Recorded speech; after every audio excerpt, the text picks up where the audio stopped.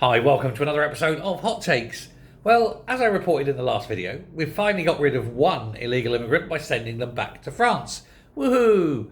Well, our blessed Home Secretary, Shabana Mahmood, has ordered an urgent review into the reason why so many of these flights are being stopped. She's blaming human rights lawyers and saying that this should never have happened.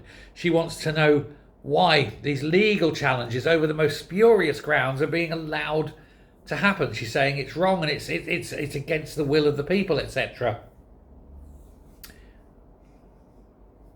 Do you want to tell her? Shall I tell her? Perhaps she should go to her boss and ask this very same question.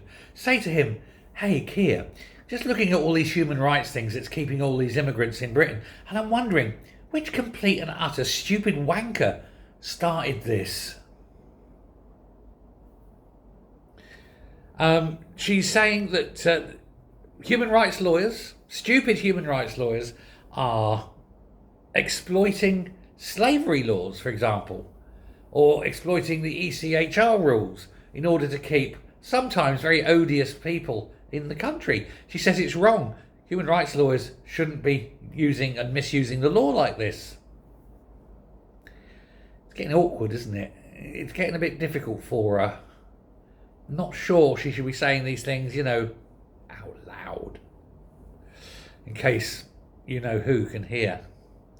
But finally, after 3 days, 4 days, didn't we? Thursday. After 4 days, finally got a plane taking off with an asylum seeker in it. And I think maybe they just forgot to apply for the restriction. Apparently, they're already fighting the one for tomorrow. So, hey. Now, of course, another problem is that effectively, there's no reason why these human rights lawyers will ever stop doing this.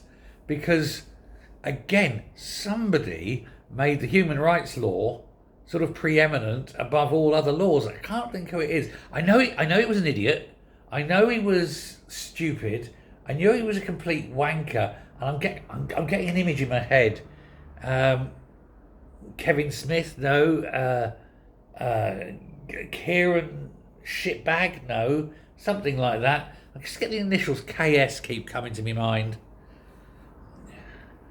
What a bell end. Anyway, there we go. Monday, an Eritrean claimed he was a victim of slavery. Can you prove this? Not my place to prove it. You've got to disprove it. Well, there we go. That's all they've got to do now. Modern day slavery. They don't go. If we get rid of the ECHR and fire all the accountants, fire all the solicitors, and put a hard border up, and just round them up, put them in concentration camps and keep them there until they beg to go home, the problem goes away and solves itself. Because once they know that's what's going to happen, none of them are going to want to come to Britain. Then we can scale it all down. Yeah, that's what you do, isn't it? That's what you do if you're serious about protecting your borders. If you are, on the other hand, a party that wants to actually make the borders ever more porous because you loathe the country you're the leader of and loathe its people and want them gone and replaced, then you go and do exactly what the Labour Party and the Tory Party before that were doing. And the Tories are sitting there going, "Now we will strengthen the border. You had 14 years, so you can FRO." And that's why Reform are going to win, and they're going to win big. So big. The Tories and Labour will never be the same.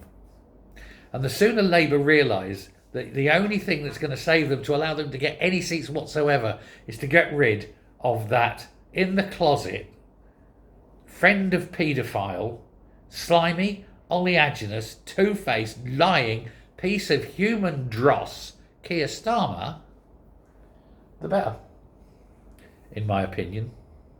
Thanks a lot. Bye.